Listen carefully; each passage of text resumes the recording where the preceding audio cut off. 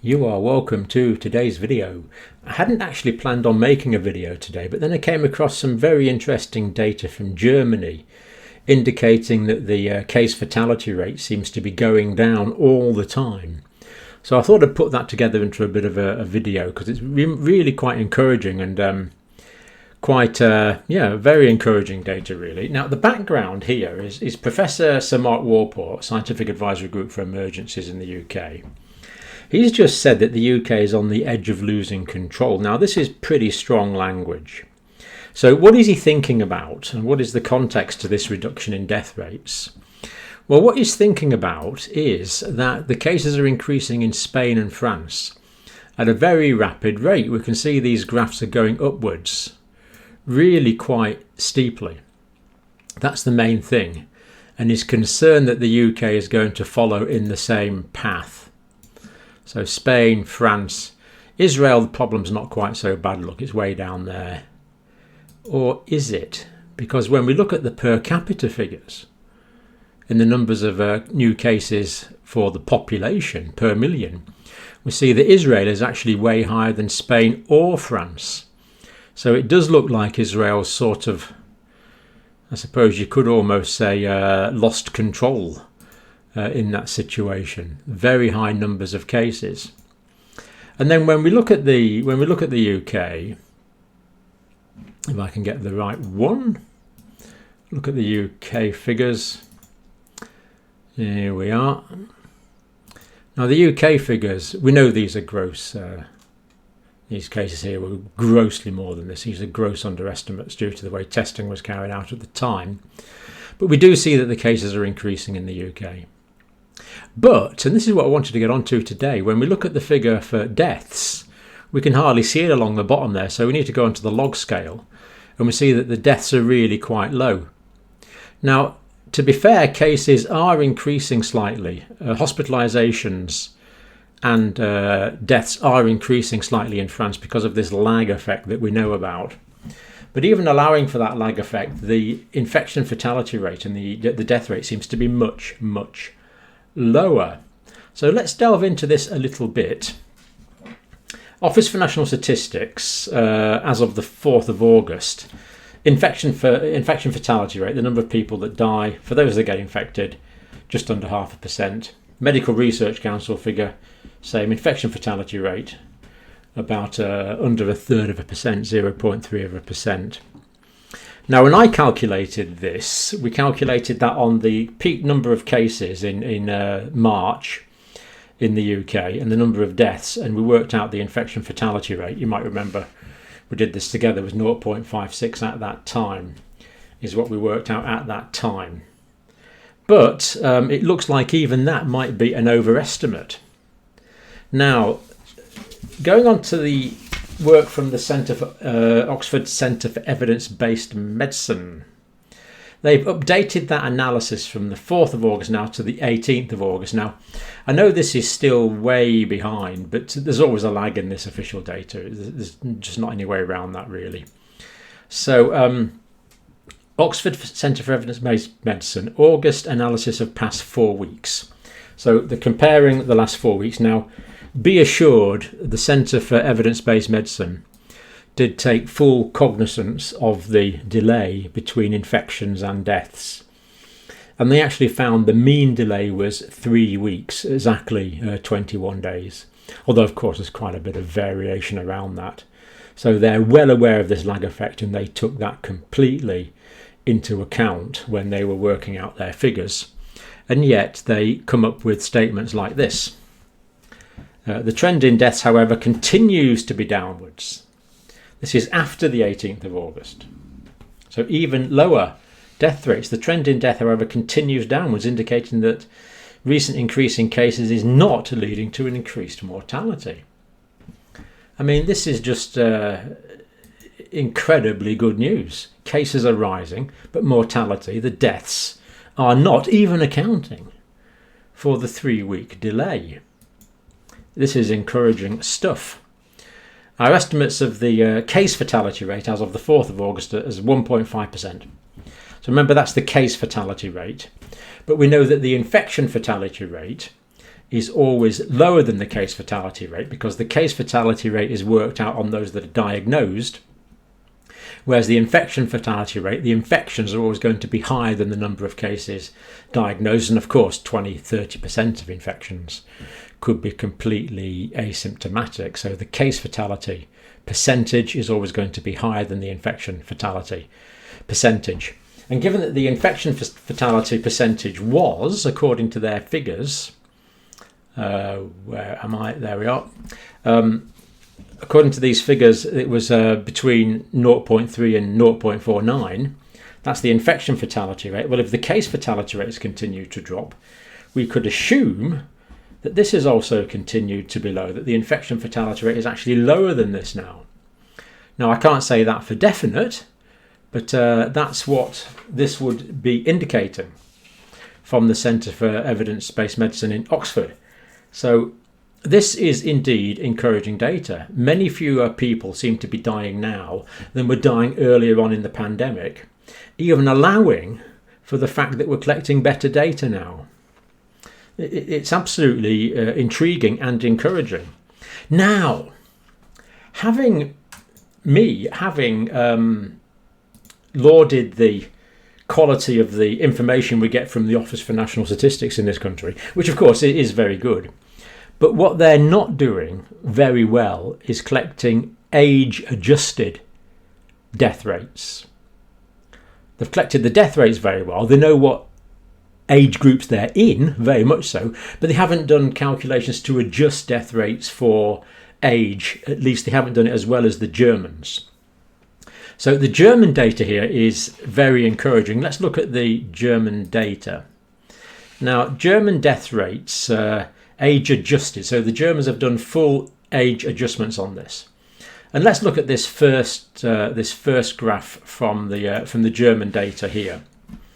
Now, what we have here, this is a logarithmic scale. So this line here represents the number of that's the number of cases in Germany. Weekly numbers, each dot is a week. So that's the number of cases in Germany. And then obviously the number of deaths is going to be much lower.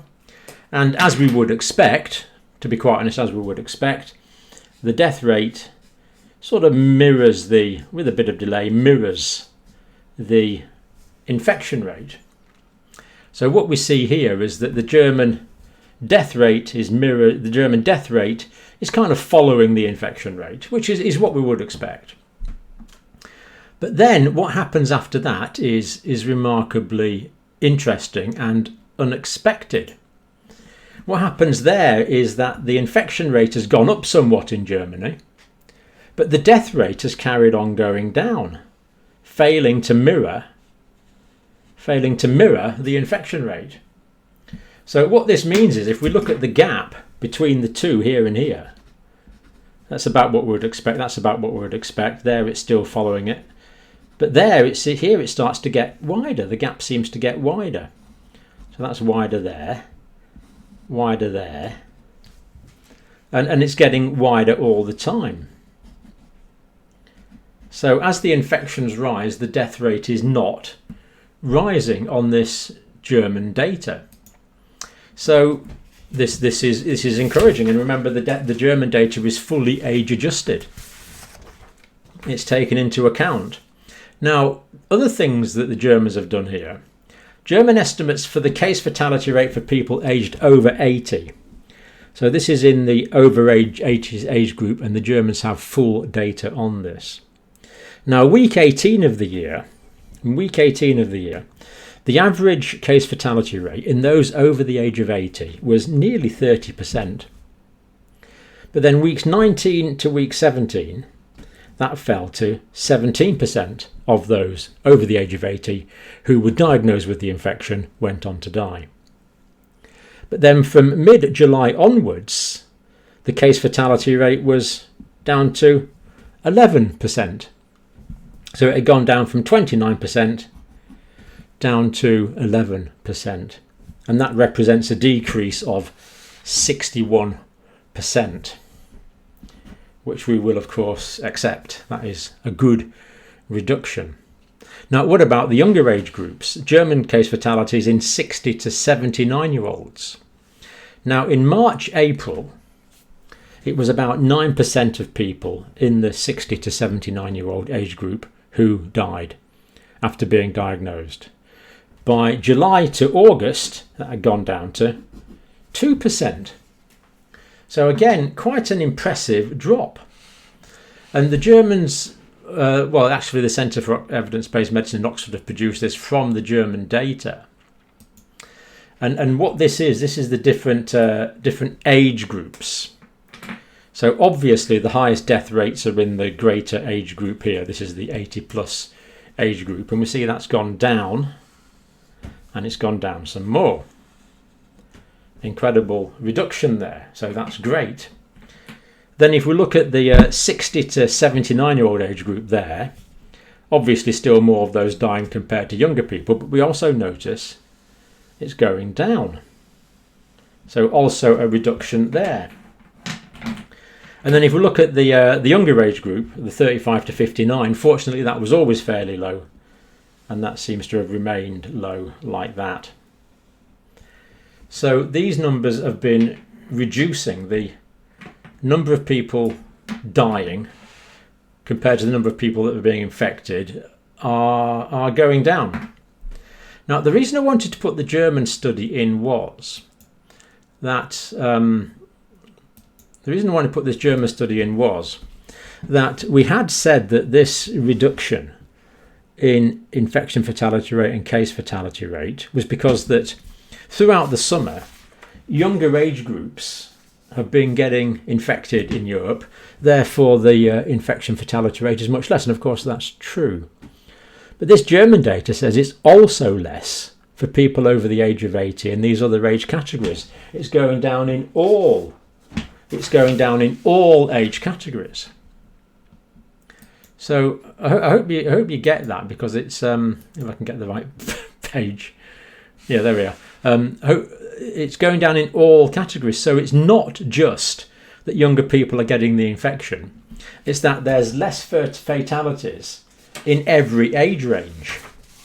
And therefore, the overall gap between the infections and the deaths is increasing. And it's increasing in the way we'd want it, with the deaths going down. So it's not just simply the fact that it's younger age groups that are catching. It's going down in all age groups. Now that, to me, is new, and that's what kind of got me a bit encouraged today, why I wanted to bring you this, because that's new.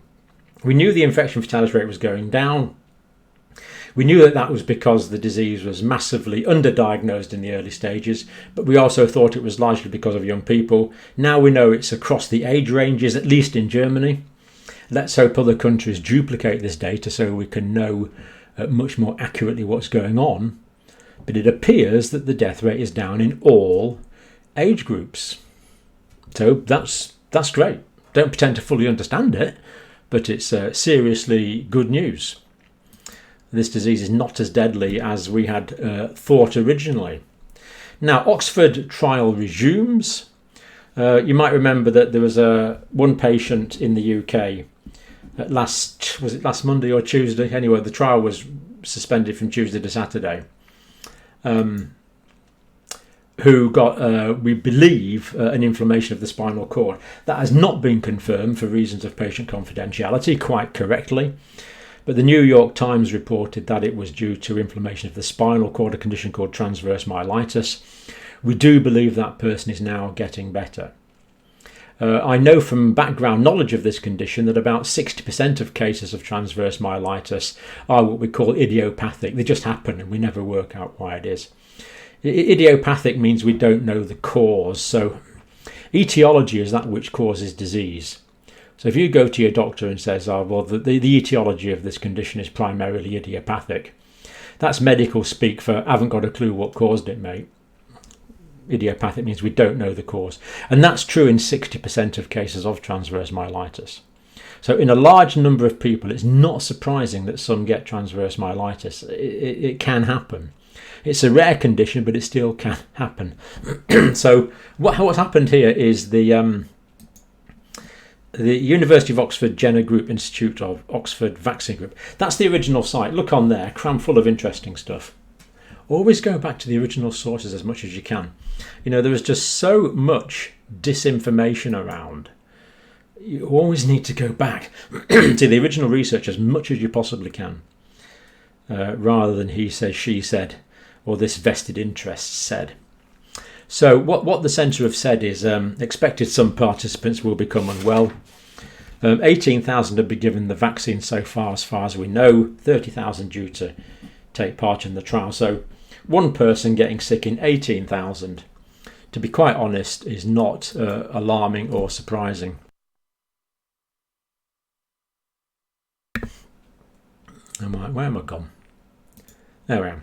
So it's not alarming or surprising that one person in 18,000 gets sick with a condition which is commonly idiopathic. Does that mean to say it's not related to the vaccine? Well, of course, we can't say that. But it is only one case. So it's been resumed, and this has not been reviewed by AstraZeneca Oxford. It's the Medical and Healthcare Products Regulatory Agency of the UK, which has looked at this and decided it is safe to continue, and the studies have resumed. So yeah, another good news story, certainly. So the first good news is the infection fatality rate, case fatality rate seems much lower in all age groups. And the next one is that the vaccine is back on track. And we know from previous data that this Oxford vaccine has generated very strong immunological responses in subjects. So we are expecting this vaccine to be highly efficacious. I am expecting this vaccine to work. This larger scale trial really, in my mind, is not so much to decide if it works. I think that's pretty well already proved. It's is it safe is the key thing. Is it safe? But of course it will give us data on both. So that's why we do the research. That is brilliant. Now, I think I can get this up from the United States, moving on to the United States now. Now, this is directly from the United States site. So these are the cases in the United States going down. And we can click on there and change that to the death rate. And we see the death rate is going down, but not as much as it seems to be in Germany or indeed the UK. So cases going down somewhat, deaths still not going down as much as we would like to see in the United States. So this reduction in death rate apparently not mirrored in the United States. Now, is there a fundamental difference between the disease in Europe and the United States? No, I really don't think that's the case.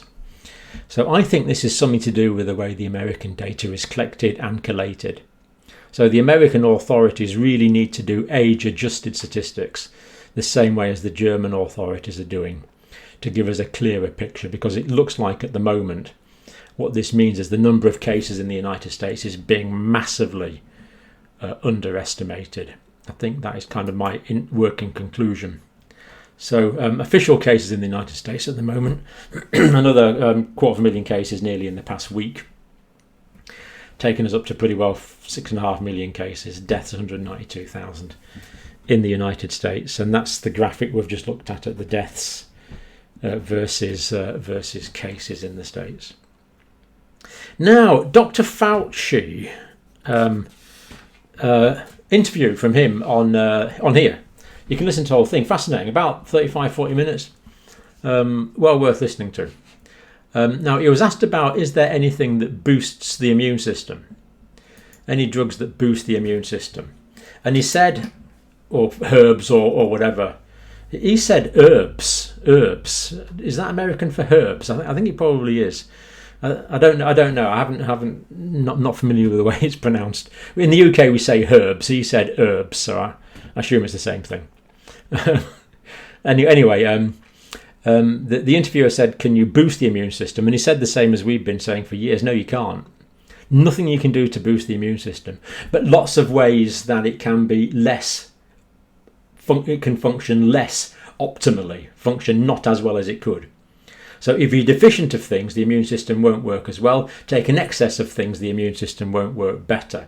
That's kind of what he says. And of course, we've been saying that for ages. That's completely true. But he said you should consider 2 vitamins. Now, I assume by that he meant 2 vitamins. And this was interesting. Dr. Fauci said he himself is taking vitamin C and vitamin D to lessen your susceptibility to infection. And this is a direct quote. I actually wrote it down. If you are deficient in vitamin D, that does have an impact on your susceptibility to infection. So I would not mind recommending, and I do it myself, vitamin D supplement. So what he's saying here, Dr. Fauci here is saying he takes supplements of vitamin D and vitamin C. Now, vitamin D we've talked about many times on this channel, and we know that lack of vitamin D, or we believe strongly that lack of vitamin D leads to deficiency. And it's also true that lack of vitamin C can lead to deficiency. But vitamin C deficiency doesn't seem to be as common as vitamin D deficiency.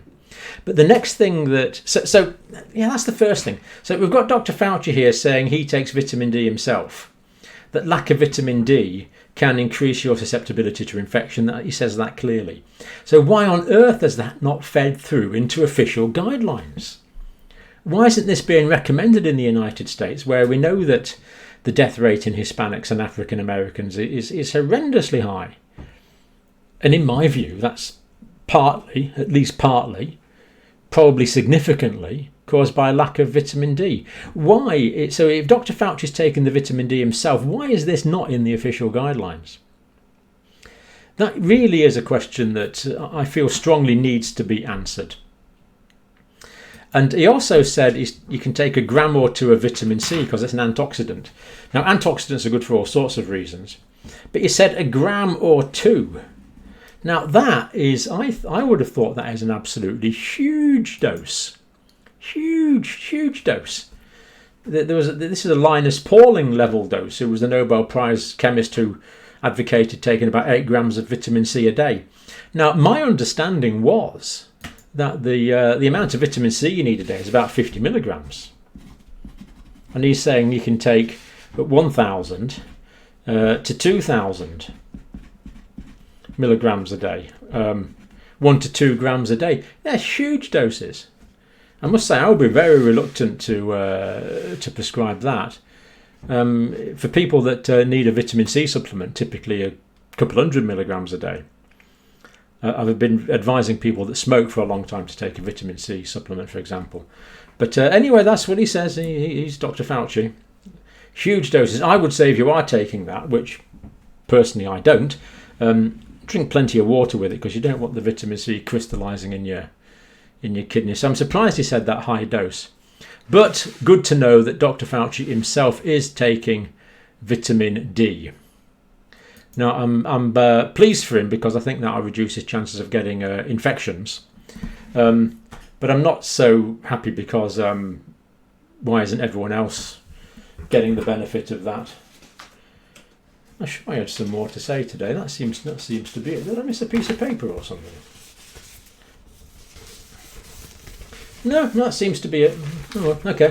So, thank you for watching. Yeah, I did have another piece of paper. It was about the fires. It doesn't seem to have printed out. So I'll just talk about that, and then we'll look at the report from our special correspondent. Now, the wildfires in California, Oregon, Washington are a huge issue. A lot of people are dying from that, and of course they're giving out a huge amount of smoke. And the governor of California said it's like smoking 20 packs of cigarettes, which is probably about right. So given all this smoke is around, you need to stay indoors as much as you can and keep the air in the house. You know, if you can close all the doors when a pool of smoke is coming and have some cleanish air in the house, that's great. Going outside, you really want to avoid. Exercising outside should be absolutely out of the question. Whatever you do, don't exercise outside, because when you're exercising, you're hyperventilating. You're taking in something like 10 times as much of the pollutant as you would do if you were not exercising. So vigorous outdoor activity, forget it. People who are working outdoors, like sanitation workers or builders, really you've got to take time off. You cannot be exercising in the levels of pollution that are around. And what concerns me particularly about wood smoke is the microparticulates. these tiny microparticulates that get right down into the lungs, they get right down into the alveoli, and they can actually get into the blood. And they can circulate, causing problems in the blood. So obviously this is bad for people with asthma, people with chronic obstructive pulmonary disease, all the lung diseases as you would expect. But it's also a big risk for people with heart disease and cerebrovascular disease, the blood supply to the brain, because smoke can increase heart attacks and it can increase strokes because of these microparticulates getting in. So if you've got a filtering facility in your house, of course, use it. Now, if not, this is something else I'm looking at. Ionizers are probably going to be a good idea. I'm hoping, I'm doing some work on ionizers now. I hope to be able to report on that soon.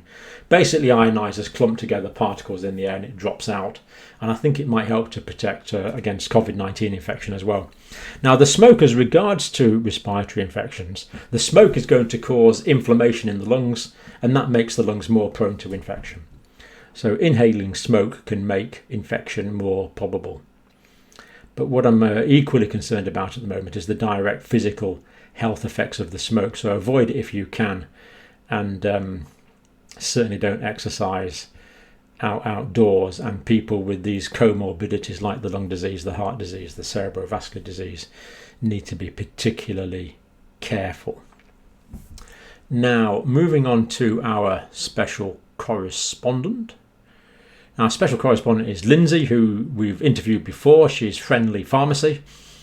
She's a friendly pharmacist, and she's also got a channel called Friendly Pharmacy 5. So let's listen, if we can, to her report now.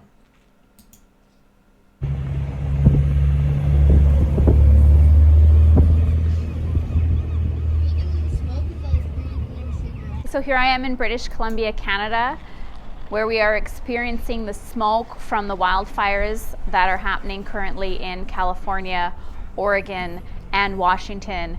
The air quality today is rated at a 10 in my region, which is the worst that it can be. In these kinds of conditions, it's very risky for the elderly and children to be out in this kind of weather.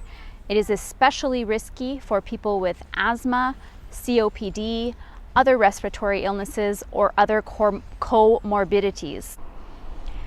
Where I am right now, usually you can see the mountains on the coast of Washington here, but as you can see, that's not even visible. It looks like fog, but it's not, it's smoke, and you can actually smell the smoke today where I am. In air quality such as this, it is also not recommended to be out for very long periods of time, especially for exercising. If you do have to be outside, you should be limiting your exposure. Children, especially very young children, are at more of a risk for suffering from the effects of bad air quality. Children also tend to breathe through their mouth more often than their nose, which reduces the amount of filtration provided by the cilia in the nose and the respiratory tract. On a day like this, it's probably best to stay inside. Thanks so much for joining me today. I look forward to better days and better air quality from here on in.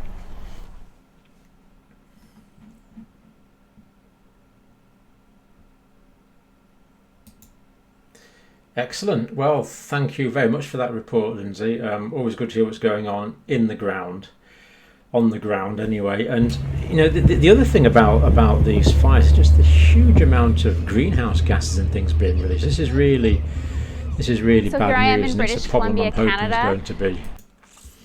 Let's hope this problem can be addressed fairly urgently.